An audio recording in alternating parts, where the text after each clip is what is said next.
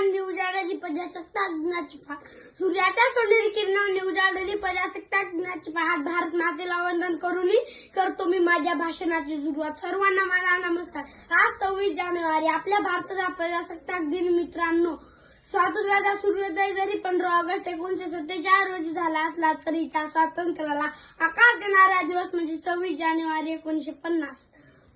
Doctor Babasaheb Ambedkar हातून मूर्त स्वरूपात आलेली राज्यघटना 26 जानेवारी 1950 रोजी लागू आणि आपला भारत देश लोकशाही प्रजासत्ताक देश बनला.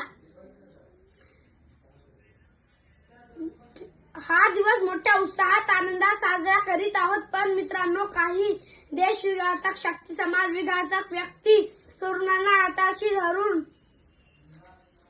व्यसनाधीन बनवत आहेत. चला